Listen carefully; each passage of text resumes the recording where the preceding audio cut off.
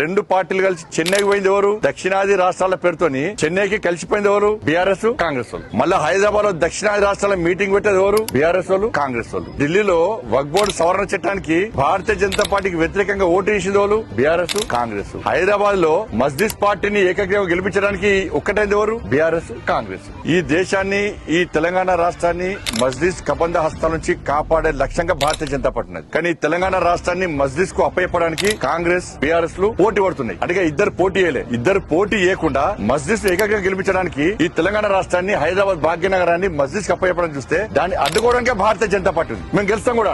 దేశ ద్రోహ పార్టీ మస్జిద్ పార్టీ. నేను మళ్ళీ చెప్తున్నా, శాసన మండలి ఎన్నికలు దేశ ద్రోహ పార్టీ అయిన మస్జిద్ పార్టీకి, దేశ భక్తుల పార్టీ అయిన భారతీయ జనతా పార్టీకి మధ్య జరుగుతున్న యుద్ధం. అక్కడ విగ్గులైనా ఓటరైనా ప్రజాప్రతినిధులు ఆలోచించాలి. మీ దేశ ద్రోహ పార్టీకైనా మస్జిద్ కి ఓటేస్తారా? దేశం గురించి, సనాతన ధర్మం గురించి, సమాజం గురించి ఆలోచించి భారతీయ జనతా పార్టీ ఓటేస్తారా? వాళ్ళ విజ్ఞతగా వదిలేస్తున్నాం. మేము మస్జిద్ కు కబంధాస్తాలకు అప్పచెప్తా అంటే వాళ్ళ నుంచి కాపాడమే వాళ్ళ లక్ష్యం. అది మాట్లాడే వాళ్ళు ఆలోచించాలి. మస్జిద్ అప్పచెప్పంటారా? మీలాగా ఇద్దరు ఒకటే. వాళ్ళ బీఆర్ఎస్ పార్టీ కేసు నుంచి కాపాడేది ఎవరు? కాంగ్రెస్ పార్టీ. విచారణ జరపకుండా ఫోన్ ట్యాపింగ్ కేసులో మొత్తం ఏమని నిందితులు తప్ప మీతో అందరికి బెయిల్ వచ్చేసింది. ఎవరు సహకరించారు? కాంగ్రెస్ పార్టీ. ఎవరు ఒకటనే విషయంలో ప్రజలకు క్లారిటీ ఉన్నది.